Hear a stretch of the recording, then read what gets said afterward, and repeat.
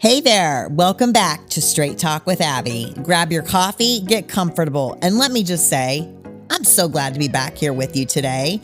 I've been away for a bit, creating some new content, launching some products. I'm really excited about working behind the scenes on things that light me up. But honestly, I've missed this. I've missed showing up here, having these real conversations with you, getting vulnerable about the stuff that actually matters. And today, I want to talk about something that completely transformed my life, like fundamentally changed everything about how I show up in the world. Let's get into it. Years ago, I was that person who thought December was supposed to look like a Martha Stewart magazine spread. Perfect decorations, perfect cookies that I'd stress bake at midnight, the perfect body for the perfect dress, for the perfect holiday party. I was constantly chasing this image of what I thought my life was supposed to look like. And no matter what I did, it was never enough.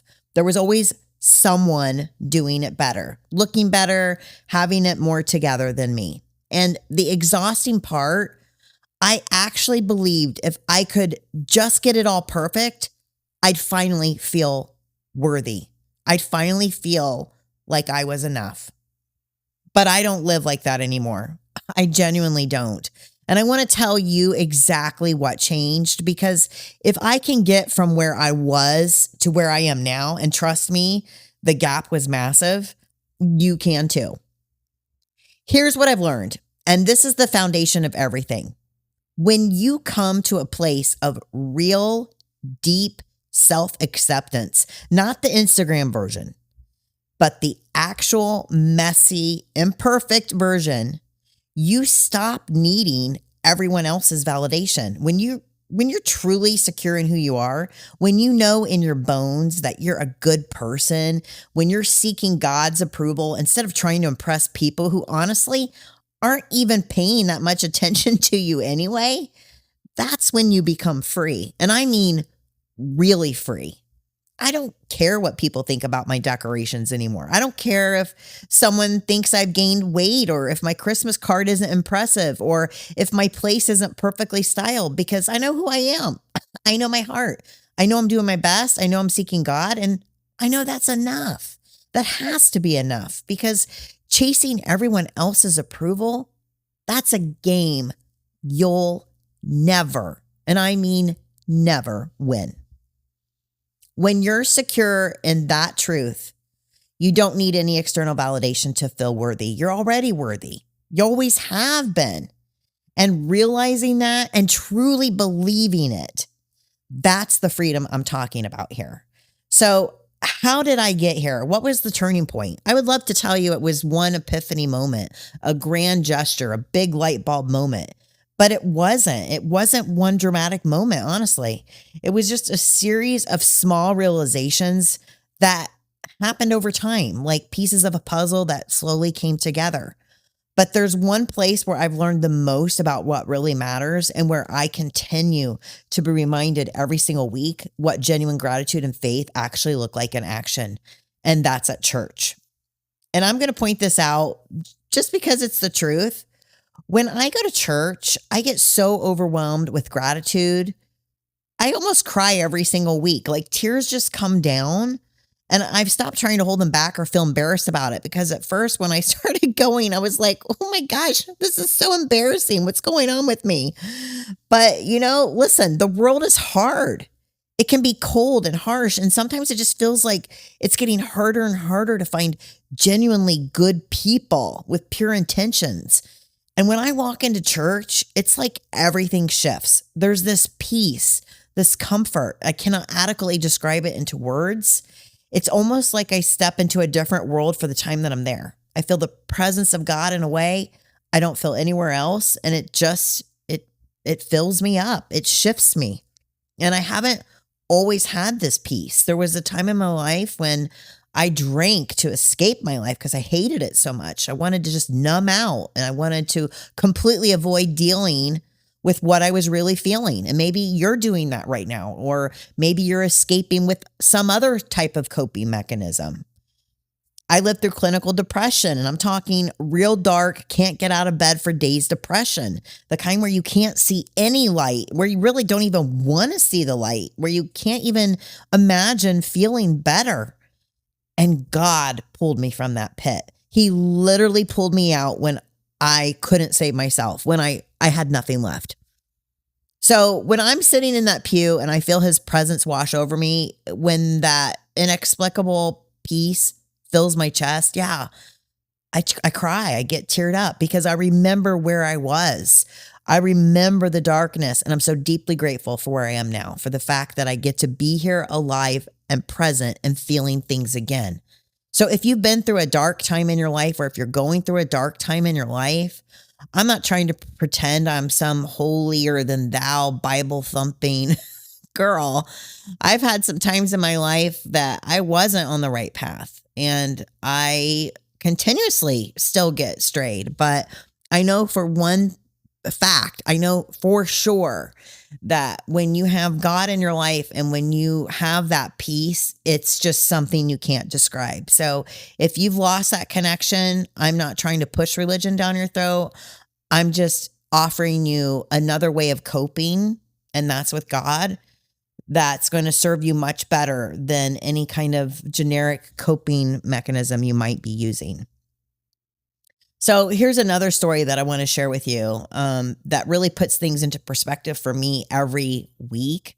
At church, 5 rows ahead of me, there's a blind man who sits in the exact same spot every Sunday. And someone brings him there every week. I don't know if it's a family member or just a friend or just somebody with an incredibly good heart, but they show up together week after week without fail. And during worship, this caregiver stands up and he raises both arms straight to heaven. He worships with such enthusiasm, with everything he has, just this pure, unfiltered joy on his face, no hesitation, no self-consciousness, no looking around to see who's watching him, but just complete, wholehearted worship and gratitude. Now, stop and think about what's actually happening here for a second. This caregiver could be sleeping in on Sunday mornings. He could be at brunch with his friends, working on his hobbies, doing literally 1,000 other things. But instead, he wakes up early, drives to pick up someone who can't drive themselves, helps guide them into church, sits with them through the entire service, and helps them back to the car afterward, and worships with absolute joy the entire time. And that's not obligation. That's not duty. That's love. That's faith in action. And that's what actually matters in this life. And I truly believe that God puts things in your path as reminders. Every Sunday, I'm reminded that I can drive myself to church. I don't need anyone to bring me. I have eyes that can see the sunrise on my drive there, the faces of the people I love, the words in my Bible. I can walk on my 2 legs. I have independence and mobility and capability that I sometimes completely take for granted when I'm rushing through my day. And watching this unfold week after week forces me to slow down and ask myself, what am I grateful for that I've been treating as ordinary? What blessings have I been overlooking because I've been too focused on what I don't have, what I haven't achieved, what's missing from my life? And it really made me start examining all the other areas of my life where I was focused on lack instead of abundance. Like, I'm 51, I'm single. And when I was a little girl playing with my strawberry shortcake dolls and dreaming about my future, I never once pictured my life looking like this at my age. I've been divorced twice, and I thought I would still be married by now, the happily ever after, maybe some grandkids by now. I'm okay with that, actually. It makes me feel a little younger, but I welcome them whenever they arrive. But I've been on a date in almost 2 years, and honestly, most days I don't even think about that anymore. But I used to let that define me. I used to think something must be fundamentally wrong with me. I used to compare myself to everyone else who seemed to have it all figured out. The husband, the kids, the family photos, the whole traditional package. I'd scroll through social media and feel like I was somehow less than. I'd failed at the most basic expectation of what a woman's life should look like by this age. And this is where that self-love piece comes absolutely critical. So many people are terrified to be alone. Maybe that's you. You'll make lots of people, they stay in relationships that drain them. They'll settle for treatment they know they don't deserve. They'll compromise their values and their peace just to avoid being by themselves. Because somewhere along the way, we've been taught that being alone means something's wrong with us. But here's what I've come to believe, and I mean this. I truly, truly, truly believe this. I think that there are seasons that God isolates us because we have work to do, important work. I'm working on healing old wounds, breaking generational patterns, becoming the woman I'm meant to be. And yes, creating things that help other people, which brings me more fulfillment than I can express. Could I share my life with someone someday? Sure, and I'm open to that. But right now, in this season, I am completely at peace bettering myself. I'm genuinely content being alone because I'm not actually alone. God's with me. My dogs are with me every single day. I'm with me. And honestly, I really like who I'm becoming. So when you're secure in who you are, and when you know in your core you're a good person with a good heart, and you're seeking God and working on yourself, you don't really need another person to complete you. You're already complete. You're already whole. And if someone comes along who adds to your life, who complements what you've built, who matches your energy and your values, that's beautiful. That's a bonus. But if they don't, you're still whole. You're still worthy. You're still living a full, meaningful life. You're still enough. And this is what I really want you to hear. That when you come back to gratitude, it will change everything for you. It'll change your life. It literally rewrites your brain. It shifts your perspective. It transforms how you move through the world. I practice it daily now, multiple times a day, actually. Every day before I even get out of bed, I say out loud, God, thank you for waking me up today. That was really nice of you. Another day to be freaking awesome. Let's do this. Every single day. I haven't missed a day in probably 3 or 4 years of saying that. I'm grateful. I can see, truly see the world around me. I'm grateful that I can work without assistance. I'm grateful I can drive myself wherever I need to go. I'm grateful for my health, for my family, for another day to make a difference, for the fact that my heart is still beating and I get another chance to show up and live this life. And here's what happened when I made gratitude my default mode. I didn't have the energy left to stress about whether my jeans fit perfectly or whether my decorations were impressive enough or what people might think about me, because gratitude and anxiety about perfection cannot coexist in the same space. They just can't. You have to choose which one gets your energy, your attention, and your mental real estate. So let me ask you something, and I want you to really sit with this question for a minute. If you knew you were going to die in 6 months, would anything that you're currently stressing about actually matter?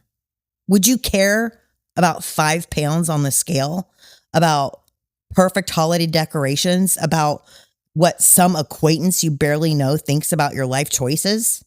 No, of course you wouldn't. You'd focus on what actually matters. The people you love, the moments that take your breath away, being fully present instead of constantly worrying about some imaginary standard you're failing to meet. And I know some of you listening have already had that perspective forced on you this year. I know many of you have lost people you love, parents, spouses, friends, children. Some of you have faced serious illnesses that gave you that very real, very immediate reminder that our time here is limited and precious and not guaranteed. You've already stared down the reality that life is fragile, that tomorrow is not promised, that the things we stress about are often so trivial in the grand scheme of things. And if that's you, you already know what I'm talking about. You've already learned, probably the hardest way possible, that the decorations don't matter. The perfect body doesn't matter. What people think about you does not matter. You've learned it through pain and loss and those moments when life stripped everything else away and showed you what's actually real. But for those of us who haven't had that wake up call yet, why are we waiting? Why are we waiting for a diagnosis or a tragedy or a loss to give ourselves permission to live like this, to focus on what actually matters? Why are we putting off joy and presence and gratitude until some crisis forces us to reevaluate everything? I decided years ago that I wasn't going to wait. I wasn't going to waste my precious, limited time on this earth obsessing over things that don't matter. I choose gratitude as my practice. I chose presence over perfection. I chose peace over the constant striving for some impossible standard. And that decision, that conscious daily choice, has changed everything. The shift from constant stress to genuine peace, from comparison to contentment, from feeling never enough to knowing you're already whole. It all starts with gratitude and truly knowing who you are at your core. Simple things bring me such deep joy now. Sitting in my usual pew on Sunday morning, watching that caregiver worship with pure uninhibited gratitude, the fact that I can drive myself to church, that I can see the sanctuary when I walk in, that I'm alive and healthy enough to be there. These aren't small, trivial things. These are everything. This is what life actually is. Not the highlight reel, not the perfect moments, but the ordinary, sacred, everyday that we so often overlook. When you reach that truth in your life, that the only approval you know you need is God's and yourselves, when you're just genuinely grateful for what you have instead of obsessing over what you lack, you're free. You're at peace. And that peace, that contentment, that deep inner knowing that you're okay exactly as you are, that's better than any perfect holiday, any perfect body, any perfect external validation this world could possibly offer you. So here's what I want you to do this week. This is your assignment, and I'm serious about this, you guys. I want you to practice gratitude every single day. Make it non-negotiable. Write down 3 things you're grateful for, not impressive things designed to sound good. I'm talking about the simple, ordinary, everyday things that you normally take for granted. Your warm coffee in the morning, the fact that you have a home, even if it's not decorated like a magazine, someone who loves you, even if your life doesn't look like you thought it would, the fact you're alive for another December, another chance to get it right. Write them down. Don't just think them. Actually write them down and let them sink into your heart, into your cells, into how you see the world. And when the stress creeps in, because it will, it always does, when you start worrying about being perfect or what people might think of you, stop. Take a breath, put a hand on your heart, and ask yourself these 3 questions. Is this worth my peace? Will this matter in a year or even in a month? Am I seeking God's approval or people's? Those 3 questions will recalibrate you every single time. They'll bring you back to what's real, what's true, and what actually matters. Because you're secure in who you are, you know what you're doing, you know what you're grateful for, you know that your life is exactly as it should be right now. When you know all these things, you're free. And that freedom, that peace, that unshakable knowing that you're enough, that's what I want for you this December. That's what I want for you always. So next week, I'm going to go deep into resting and the practice of letting things go. I'm going to share my personal story of releasing bitterness that was literally destroying me from the inside out. It's going to be real, and it's going to be vulnerable, and it's probably going to be relatable for a lot of you. And I think it's going to help set some of you free from the things that you've been carrying for way too long. Until then, practice gratitude, choose peace over perfection, and seek God's approval, not people's. And remember, you're already enough. You don't have to be perfect to be worthy. You don't have to have it all figured out. You don't have to look like anyone else's life but your own. You're already worthy exactly as you are right now in this very moment. I'm cheering you on every single step of the way. Thanks for listening to Straight Talk with Abby. If this episode hit you where you needed it, here's what I want you to do. First, share this with someone who needs to hear it. Transformation is contagious, and you never know who's waiting for exactly this message. Second, if you're ready to stop starting over and start becoming the unstoppable version of yourself, I've got something for you. My audiobook, Your Breakthrough Era, Unstoppable Starts Here, is now available on Audible, iTunes, and Amazon. It's the deeper dive into everything we talk about here. And if you're ready to go all in on your fitness transformation, check out my program, Unstoppable 2.0, my 12-week program that combines fitness, mindset, and identity work to help you become who you're meant to be. You can find all the details at yourfitnesschick.com. Remember, your breakthrough era doesn't start when you feel ready. It starts when you decide you're ready. I'll see you next time for more Straight Talk. Until then, keep breaking through.